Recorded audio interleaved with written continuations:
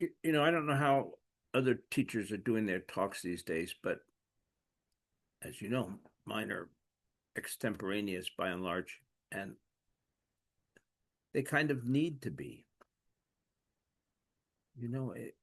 When we met just a week ago, Charlie Kirk was alive, right? There are these astonishing events happening literally almost daily in this world that we're in today. And and Kathy just related to me something that Susan related to her. So this is, which is that.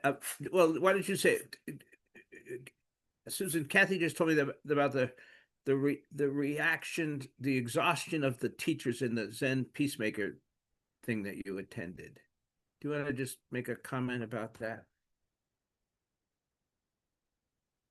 Uh, yes, and Cal can kind of join in because he was there also. And before I say that, I did check just this morning, and the talk has not yet been posted to the Zen Peacemakers site, but it will be. So it should be available to us. So I was expecting when the topic was compassionate action, and I was expecting some guidelines to follow for compassionate action. Things like don't blame the perpetrator. And instead, what Cal and I heard from these five or six people was the struggles that they go through to they want to do the right thing, but we never know what the right thing is. And we have to act because not acting is acting also. And uh, if you just don't act because you're so confused, then you miss an opportunity for your compassionate action to come through. So yes, all of these people were struggling, and they were all struggling with um, really busy lives too. And I can't do all the things I want to do. I want to do this, and I can't do it all. And they talked about their obligations at home. And um, so it was, yes, it was people of a very high integrity, just struggling with how to engage compassionately in the world on a day-to-day basis. I think that sums it. No, thank you, thank you. Yeah, yeah. So that's it. So usually I start my planning my talk somewhere near the beginning to the middle of the week, and um, and I kind of develop it a little bit each day, and then by Friday, by Saturday night, I usually have a pretty good idea what I'm going to talk about. And then I meet with you folks for Dyson between 9 and 10 o'clock, and I throw the whole thing is gone. It's like whatever I thought was going to be relevant, well, maybe it's not so relevant, and I think relevance is important.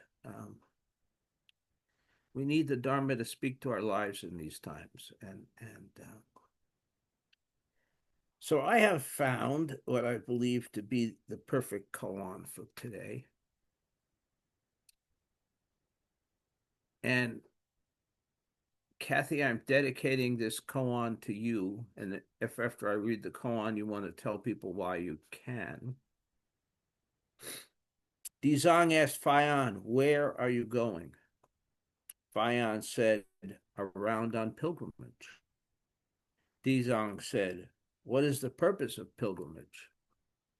Fayan said, "I don't know." Dizang said, "Not knowing is nearest."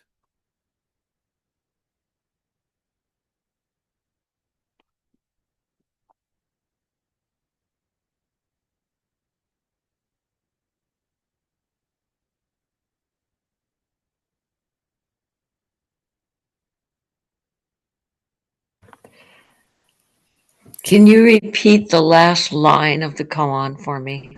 Sure. The line that says, Dizang said, not knowing is nearest. Not knowing is nearest. Not Huh. knowing is nearest. Well, I'm leaving Friday to walk part of the El Camino de Santiago in Spain. And, that's well, many 100-year-old pilgrimage walk.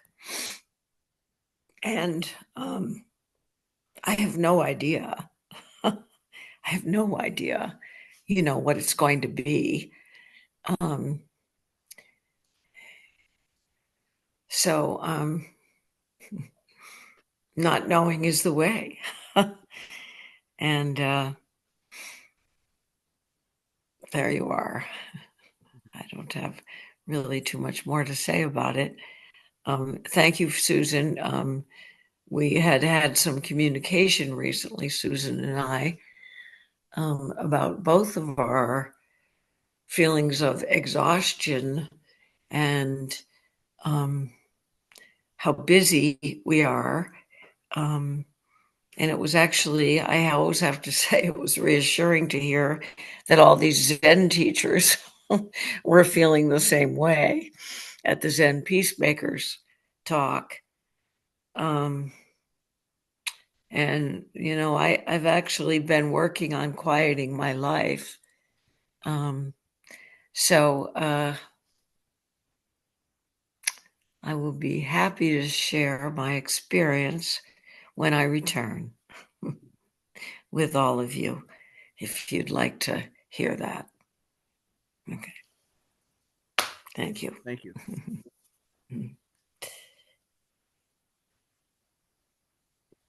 Yeah.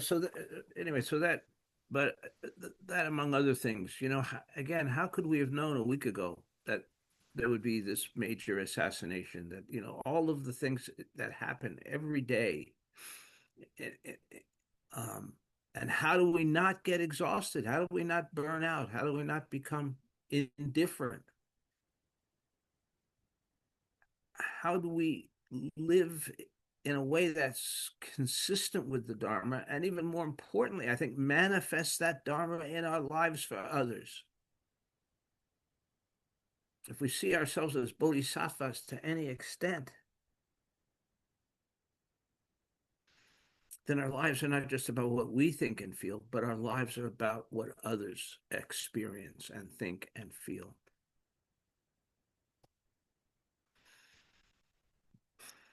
And suffering is so great right now, and almost increasing geometrically. It almost seems like from week to week, it's greater. Um, and how do we hold it? How do we wrap ourselves around it? How do we live with it? I mean, just again, in preparation, I was reading something from a Buddhist teacher who's um, also an environmental scientist. And as you can imagine, she didn't have any rosy prognostications to make. Quite to the contrary. It was a piece on activism, and a piece coming from her environmental perspective on the necessity for activism.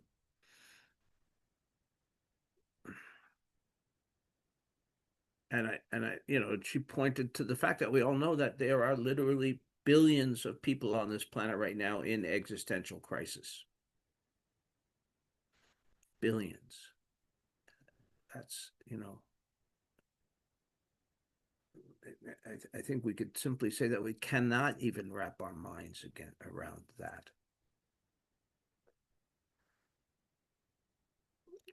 So what do we do? How do we respond each day,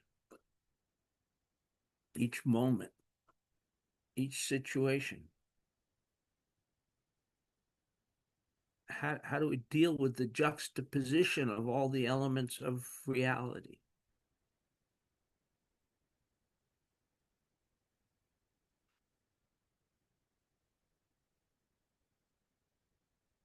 There's all the sadness, all the horror, all the death over there. And then, like yesterday, I attended my son's wedding, and it was beautiful and it was wonderful. And they're such a sweet young couple. It was a great gift.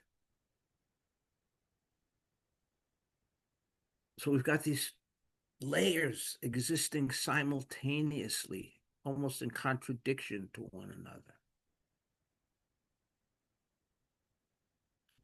And how do we hold that? How do we navigate in these waters?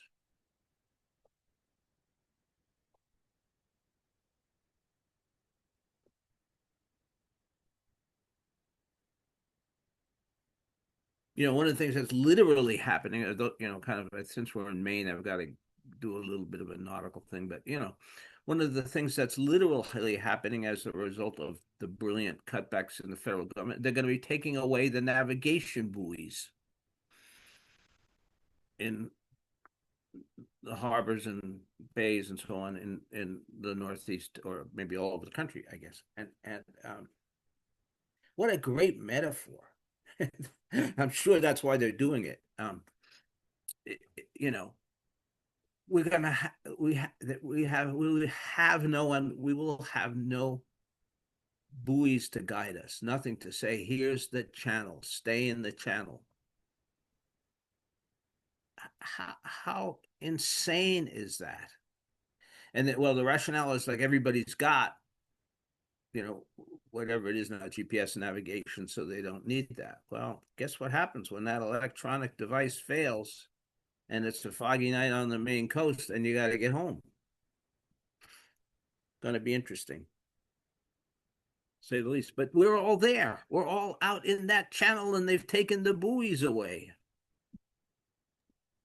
How do we navigate? And not only that, but we're like,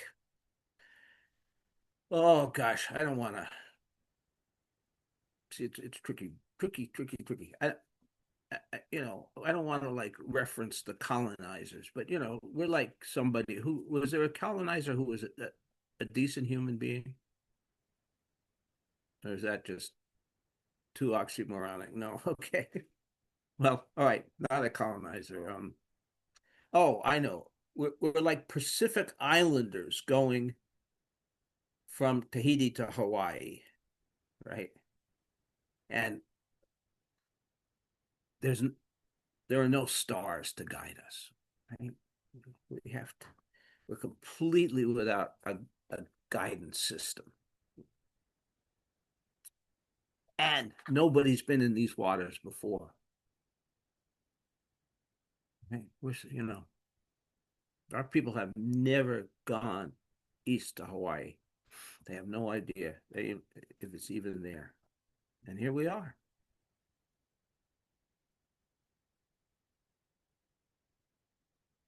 And so here's Dizang, who asked Fayan, where are you going? Fayan said, around on pilgrimage. Dizang said, what is the purpose of pilgrimage? Fayan said, I don't know. Dizang said, not knowing is nearest. So while Kathy's literally going on a pilgrimage, and I am so jealous, if you have room in your backpack, you could stuff me in there or something. But that said, but we're all on a pilgrimage and we don't know where we're going. We don't know where we started. And Dizang is giving us the only bit of advice that's truly relevant. Not knowing is nearest. There's nothing to grasp onto. There's no place to find certainty. There's no, we want to predict. I know what's going to happen next week, next month, next year. We want to have a clear course charted for us. We want somebody to have some buoys out there. And there are none. So a lot of our struggle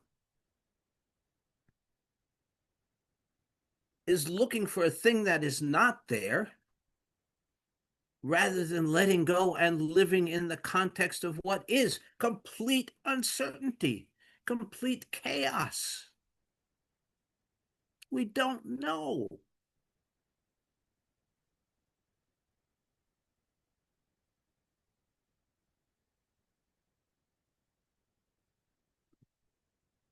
And most of our stress arises out of our resistance to that reality.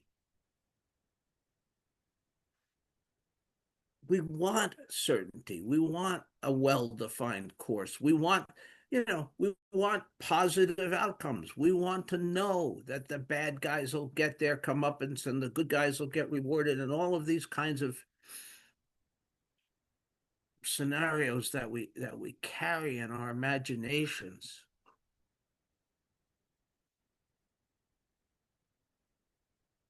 And yet there is no certainty, and the outcomes we have no, that's the other thing that we try. We want to have efficacy in determining outcomes. We'd like to be able to control our environments. Beyond that, we'd like to be able to control the world, and yet we have none. If we think we have, we're wrong. We might moment to moment, we might, but as soon as we expand out, we're into that realm of not knowing, or into that realm of uncertainty. And that kind of offends our human nature. Right? We want to rely on things. We want to, da da da. Even down to our own mortality.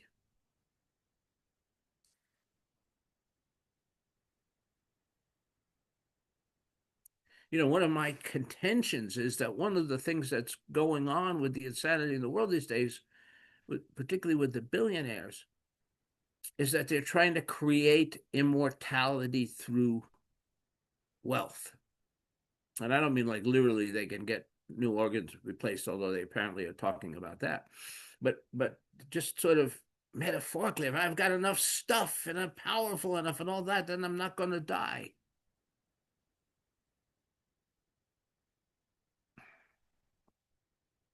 And they're trying to drive away the uncertainty. And that in our lives is probably one of the greatest uncertainties. But we can't. No matter how much power and wealth we have, we're going to die. It's just, I guess that is the one thing that is certain. But when, where, how, specifics, we don't know.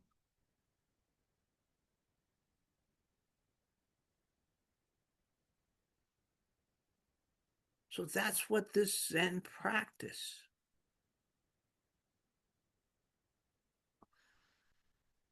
should be teaching us. How little we actually know, and that that's okay.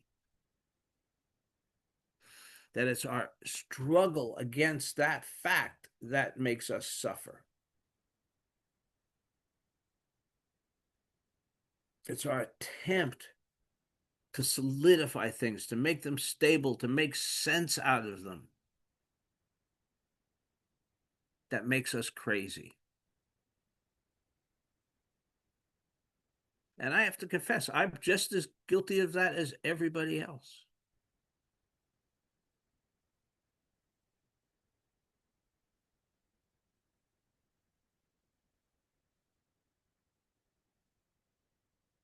But that's also where our stress lives, where our burnout lives, So at one level, I shouldn't say we have to. I feel like I have to be awake. I have to pay attention. I have to be aware about what's going on to a certain extent.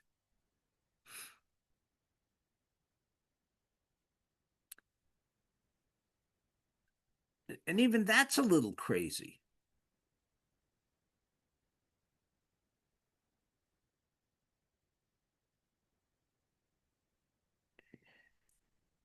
Right?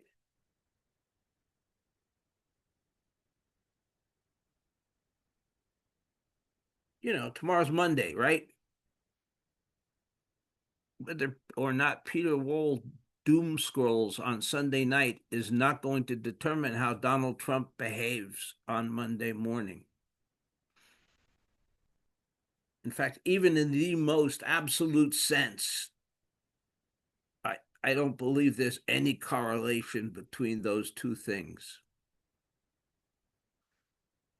You know, a quantum physicist or a real Buddhist might dispute that with me, but I kind of think that probably he's going to do whatever the fuck he's going to do on Monday, irrespective of what I do on Sunday night. Does that mean I won't pick up my phone tonight and look what's on it? Who does that help? It, if there's a god of insomnia, it helps that the insomnia god.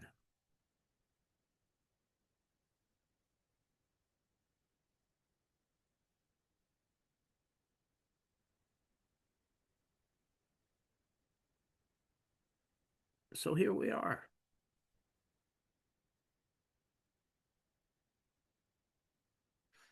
Another week. We're all on the pilgrimage. We're all with Kathy, only she's going to have much more fun. I don't know. This is Common Ground Fair Week. You know, for those of you who know me, you know this. For me, this is like Christmas and my birthday and the 4th of July all rolled into one. And I'm looking forward to it. But even that, who knows?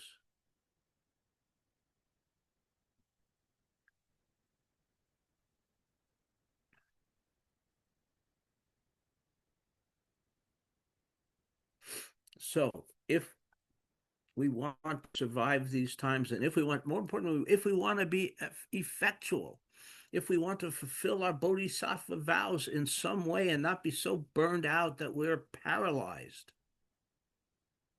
we need to be willing to let go and not know. We need to acknowledge and accept the truth that most of the time there are no answers.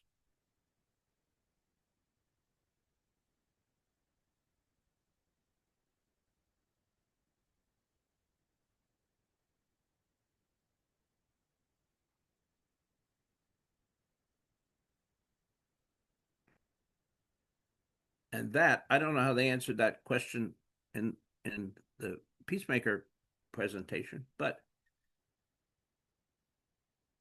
for me, that's the root of our compassionate action. Our compassionate action arises when we don't know. And we're able to respond directly to whatever necessity is in front of us. Not coming from the place of our agenda or our needs or our wants or our fears or our loves, but simply what is in front of us and what needs to be done.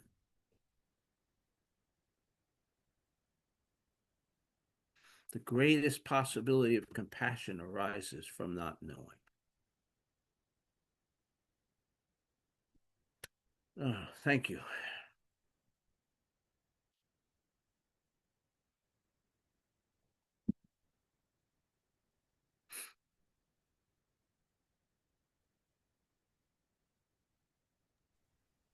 Um, Thank you, Peter. Yes, you're right. The Zen peacemakers did feel that compassionate action was related to not knowing. And I think that was what they were all grappling with because nobody knows exactly what to do. Um, but you have to do something. And it seems like the precepts help with that, give us some guidance as to how to deal with things. Um, but I also, when you talk about not knowing, I think one of the categories of that that is most difficult these days is not making judgments about other people. And I know after the shooting, I was somewhere between curious and desperate to find out who was this shooter.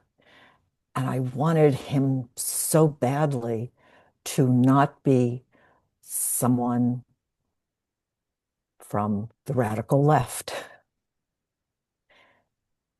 And when the word came out, I thought, oh, okay. See, yes, I'm right. And then I see how it all evolves, and I don't think it really makes any difference one way or the other.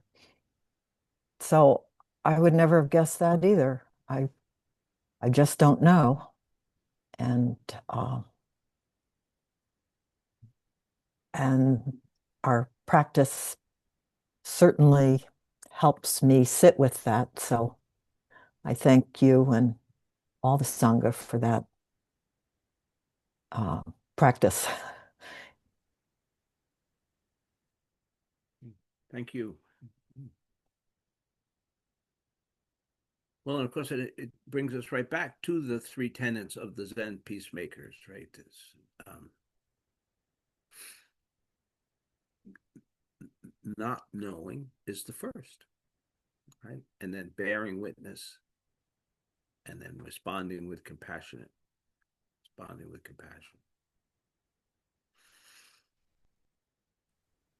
Can I just toss this out? And Ankeny has heard me speak of this at Treetop. Um, a group of unorganized group is now spending every Wednesday afternoon meditating across from the ICE data center in Burlington, which apparently is a very important cog in that wheel. And just the idea of sitting for an hour meditating across the street from, and it's bearing witness. I mean, that's the whole point of of our being there. So I found that to be an unusual um, opportunity anyway. So I just want to mention it because that's, I thought, an unusual um, way of acting.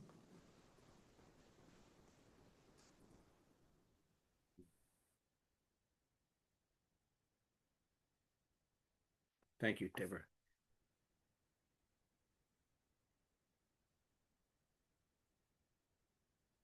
And I thought, I think that's one of the challenge is finding creative responses that don't require us to participate in the dichotomy and um, furthering separation and antagonism and so on and so forth. How do we act without doing that? Uh, I I would just add, thank you for that, Deborah. That's reminds me a little bit of Peter's story of years ago, and was it in San Francisco? And uh, there was a demonstration, and everyone just quietly walked in a line. Maybe that was with Thich Nhat Hanh.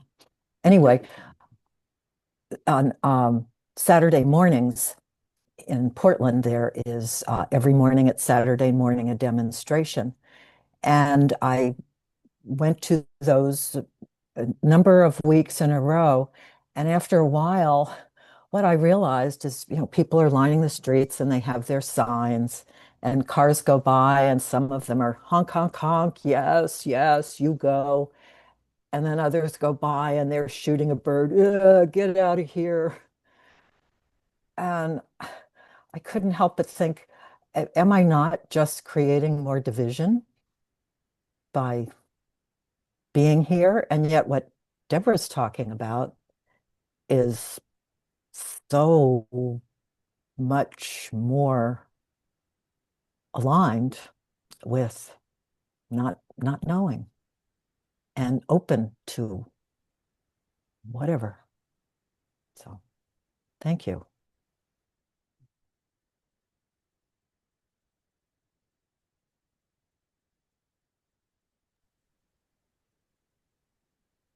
There's a piece of this that I'm not sure I can communicate effectively, but I'm picturing the Dark Ages, and that at that time, my in my imagination, it was similar that the horizon of human experience was set at watching the deterioration of so much that humanity seemed to have accomplished. And people I could imagine in a position like ours watching magnificence sink and disappear and dissolve the way we are experiencing so much of what we have held to be accomplishment and magnificence and source of hope dissolve and disappear.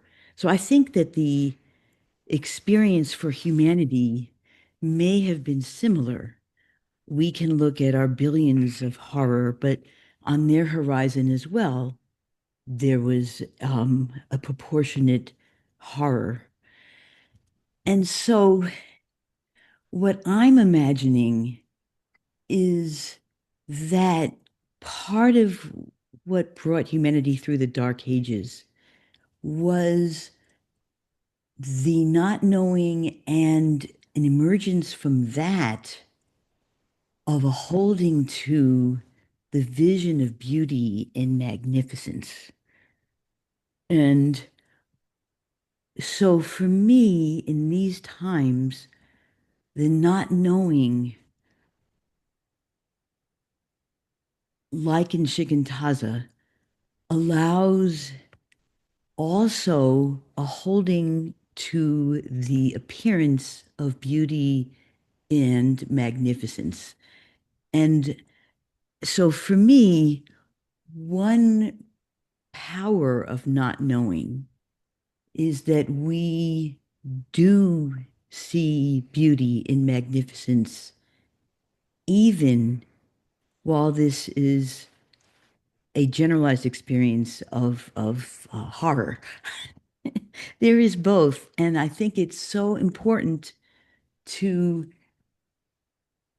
allow the constant reemergence of magnificence. I'm not sure I'm explaining it, but I believe that that is um, an essential kernel that we are allowing to remain alive at this time.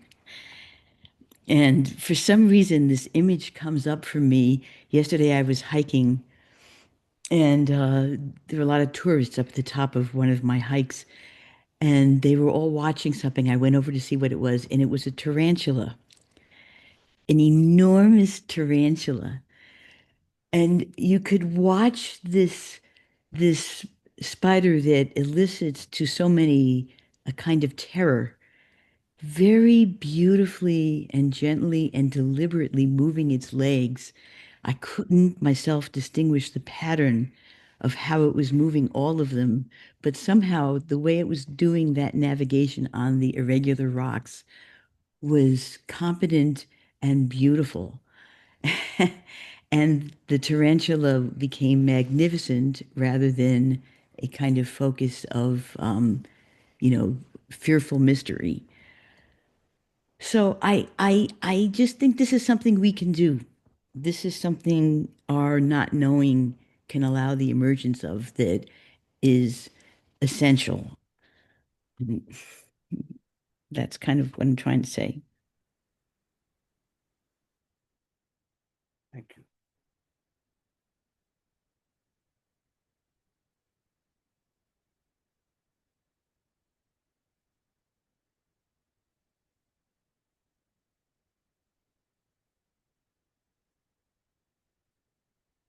I think, let me jump in.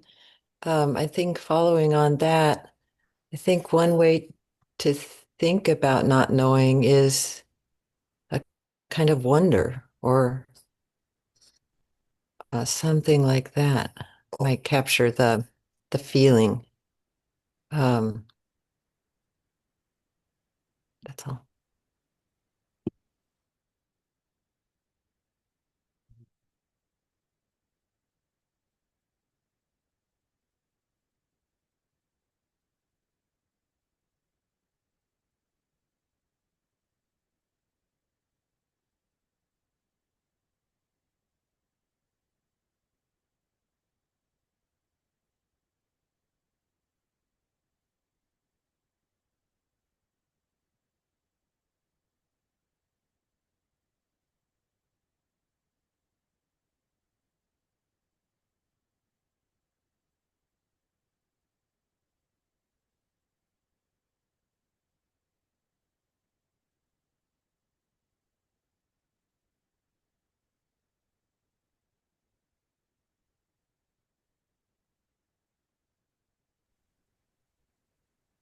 Um, the story that you tell, Deborah, reminds me of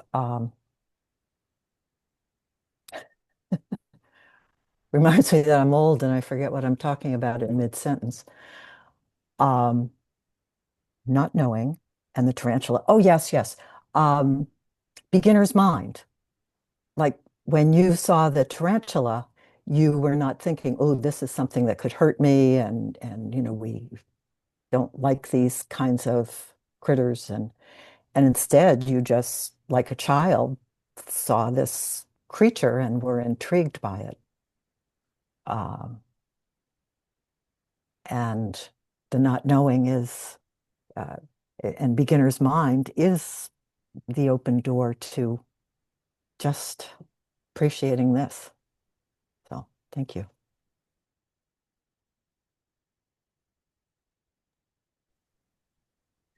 There's something about sitting down that is very fragile. Um, I can envision this. I participated in something quite like this in Oregon once, and downtown, all the Zen groups got together in a great square and just sat during rush hour in the morning. And I felt something really amazing, and I think the people walking by did. But it's hard for me to believe that people walking along outside of particularly an ICE uh, um, administrative enclave,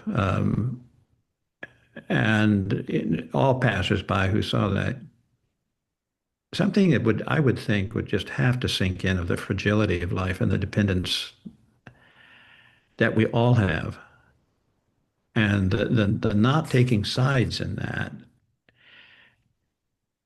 I would hope brings forth a kind of responsibility, something that says I I have to care about this, and they're not driven to anger, they're not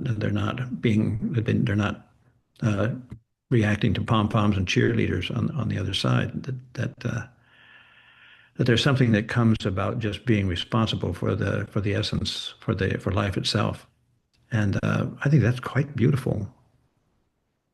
So anyway, thank you for that. I didn't know this. Thank you, Kathy.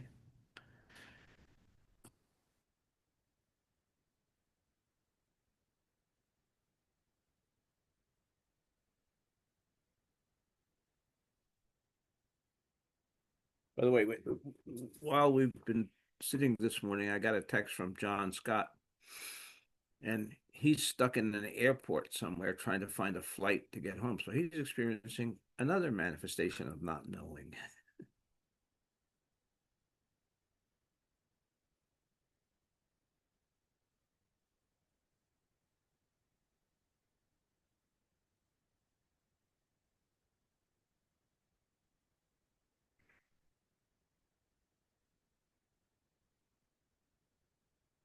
And certainly no, I want to sort of back to, I think, to Deborah's point to a certain extent. I mean,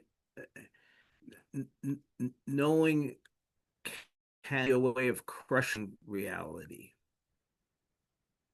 and of depriving us of surprise, awe, wonder, whatever, when those things arise. Because,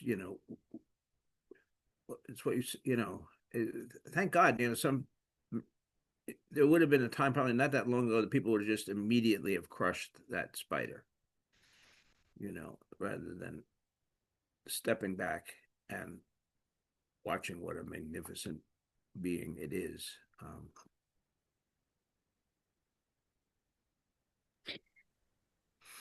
You know, and so that's the other thing. I mean, not knowing allows us to see the horror, but it also allows us to see the beauty. It also allows for spontaneity,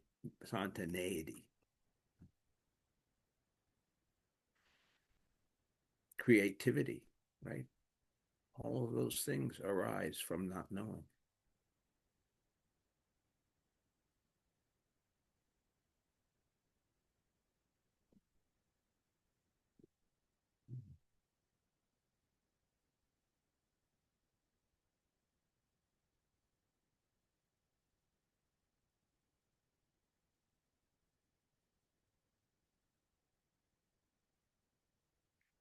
I guess part of what I was trying to say that I'm not sure I said was that from the Dark Ages emerged another layer of creativity, spontaneity, wonder, magnificence, emergence. So the beacon for me, I know we're talking about not knowing, but there still seems to be, you know, one of the best and greatest things that we as humans can contribute is an eye for this magnificence.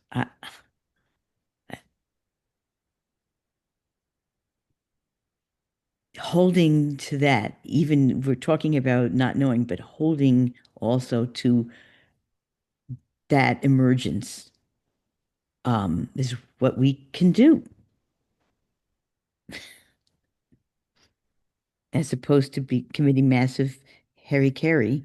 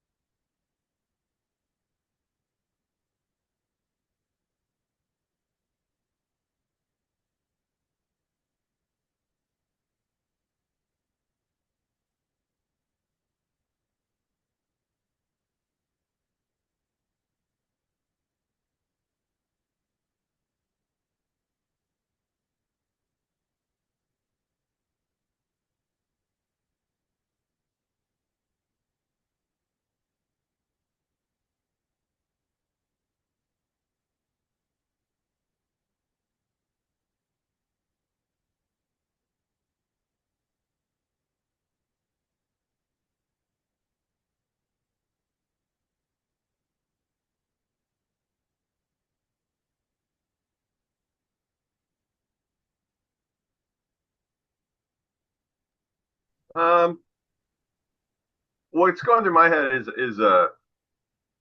listening to all this is like just this of life and what we do. Just this.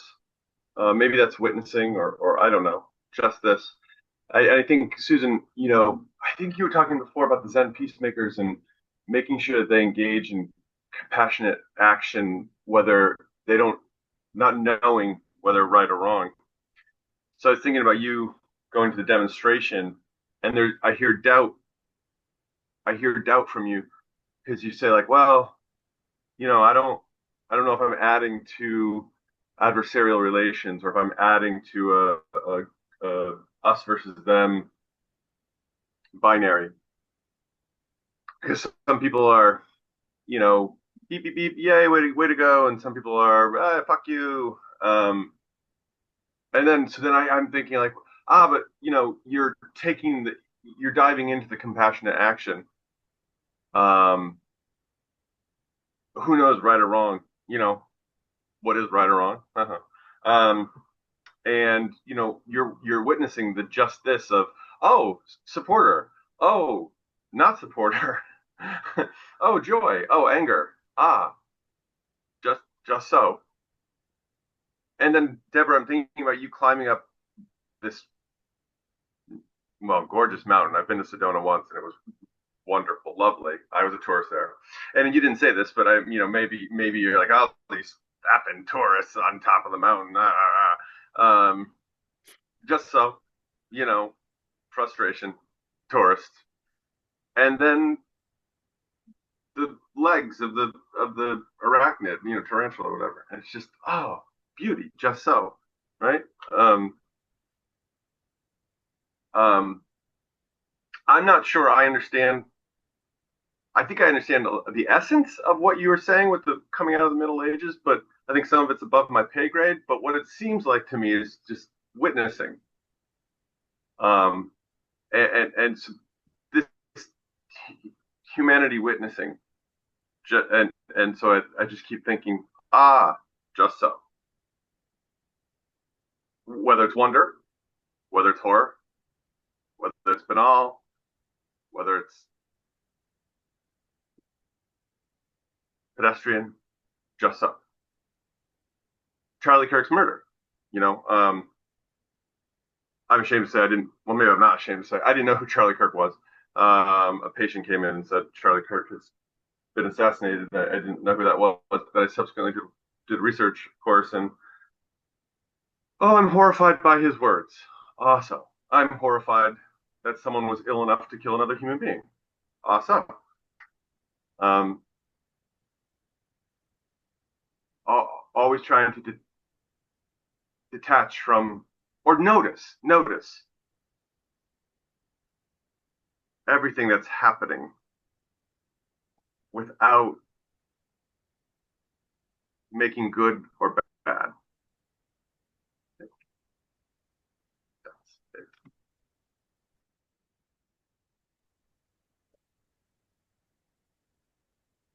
What I'm getting out of what Deborah said was that coming out of the Middle Ages, the Renaissance is a rebirth, and slowly it was coming into the recognition once again of the sacredness of the interior of ourselves. They stepped aside from the overweening abstractions of the church, the denigration of individuals. When I used to teach the Renaissance, I used to begin with St. Francis, and the reason was he was sending his disciples, his confreres, not necessarily well educated. As an aside, that was always the Dominicans who beat the devil out of them when they came to properties and so forth. It was always the Franciscans who kind of were not thinking, they were feeling. But sent them out into the hilltops in these little towns and said, God is here, God is you, etc. And that has short-circuited the authority of the papacy, frankly, in bits and pieces. And so when you reach up and you take God by the ankles and bring him down, you elevate man. And that was a steady progress. And you can see it in art right from, he dies in 1226, I think, is canonized in 1228. And then there's this huge progress, and then suddenly 1348 and half of Europe dies with plague, which sets it back, etc. But then bang, 1400 comes, and there's this exuberance. But um, it was a renaissance. It was almost like an adolescence, a very heady time. But that kind of that kind of awareness seems to fit in with what we're talking about.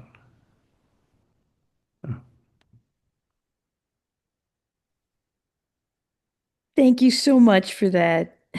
Thank you so much for that.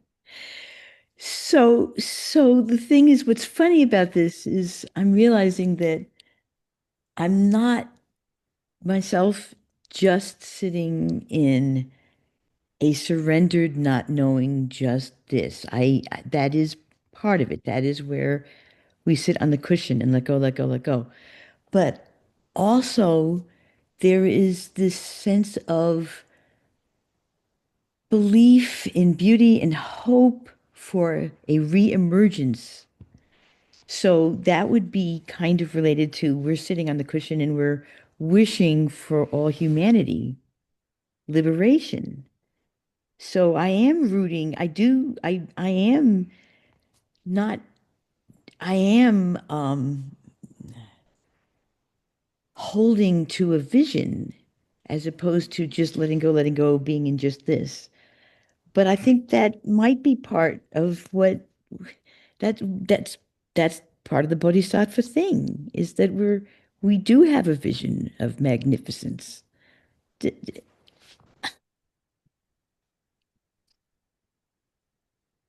we don't know we can't shoot the arrow directly at it, but we're in prayer, so to speak.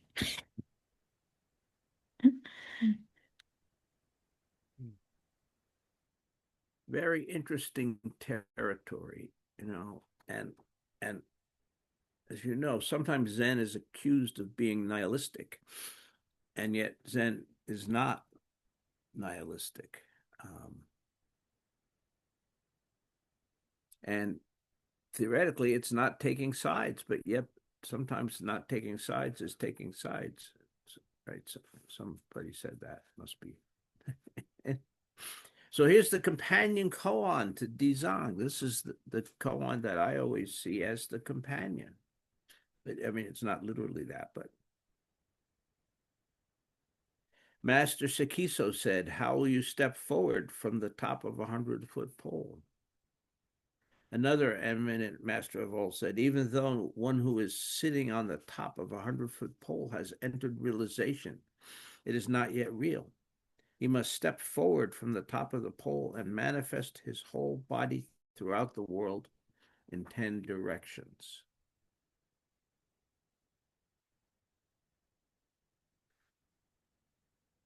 So when we talk about response, the compassionate response, that is constantly stepping forward from the 100-foot pole. We don't, again, we talk about this, but we don't know outcomes. We don't know, will it change, won't it change?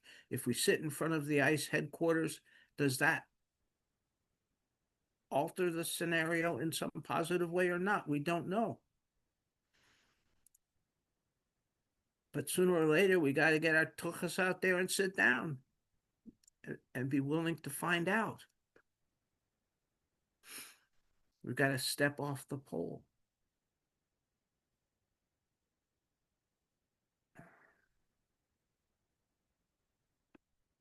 Deborah, your sound is off. Isn't it also, aren't we also asked to hold opposites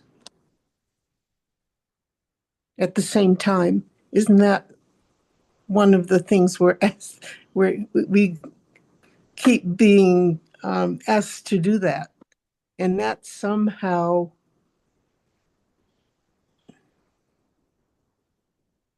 puts me in a somewhat central position. I'm not sure, but I am always aware that we're being asked to hold opposites at the same time. And what does that do for us? I don't know. I don't know.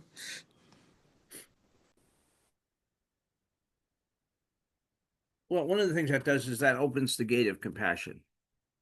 If I see Charlie Kirk as a totally bad guy, then I have no compassion for him. But if I start to look at, oh, he was a father, oh, he was a good husband, I don't know, whatever the things about his humanness that were valuable, what were positive, that changes that absolute picture. This was not an absolutely horrible human being. He also had redeeming qualities. He also did things that were good. And that helps me to hold compassion for him.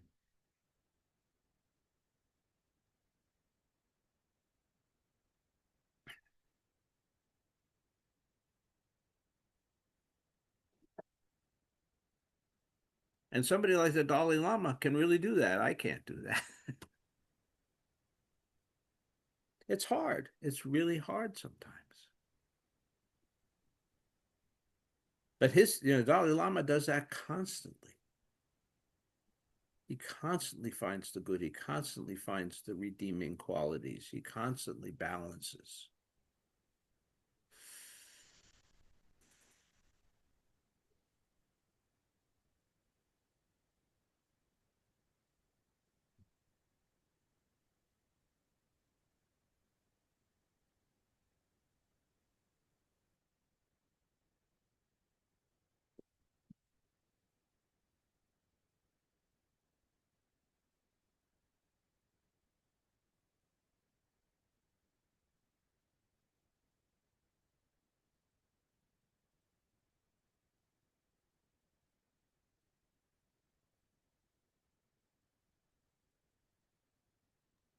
I think I also find compassion also in more than just what I deem like redeeming traits. It's also from what I know about Charlie Kirk.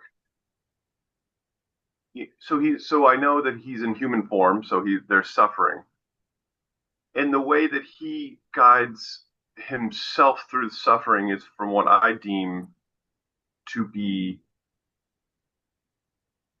exclusionary, hateful, um, not choices or a mindset that brings peace and abundance, but choices in a mindset and a perspective that brings more fear and more suffering and more hate and more disillusionment. So for anyone caught in that, I think there's compassion there too, because I think folks like us are in human form, so we're suffering, and we deal with the suffering through talks like this, through meditation, through insight, through compassion, through love, through generosity. And I think folks who choose a different way, a way that is, again, creates more suffering than the suffering that they already have. So I think Charlie Kirk probably had money and a notoriety of some sort, a fame, but I suspect that his internal life was more suffering because of all those perspectives and points of view that he had. Um, so there's so there's compassion there, and again, there's compassion for the kid, the 22-year-old. I don't know what mental health disorders or what hate he he's still alive, right? Holds or whatever that would make him get a gun and climb up on a roof and kill somebody. But there's compassion there. Um, his life is going to be suffering, even more suffering for the next 60 years. So I don't know when you talk about Deborah, holding the opposite. I guess I don't know if what I'm espousing is holding the opposite, but it's just seeing the essential form of these things, and it's humans navigating through suffering, and whether they do that skillfully or unskillfully, um, or whether they bring on more suffering. And I think, in this case, it is. It's, yeah.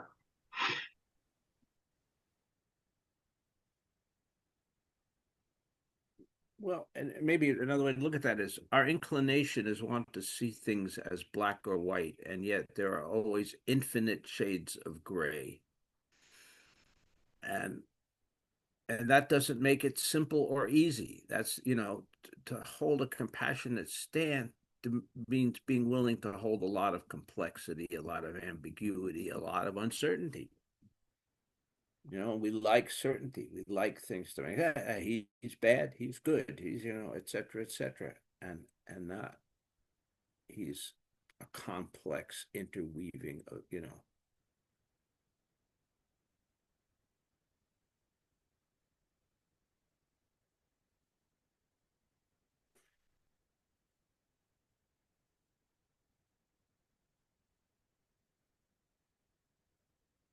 Okay, have we had enough merriment for today?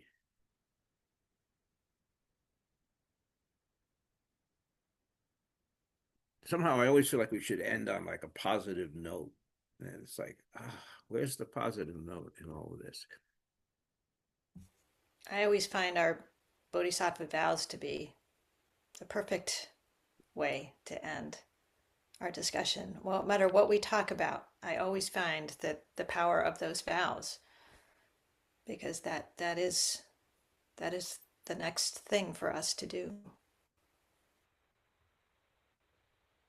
Okay. Deirdre, you have the floor.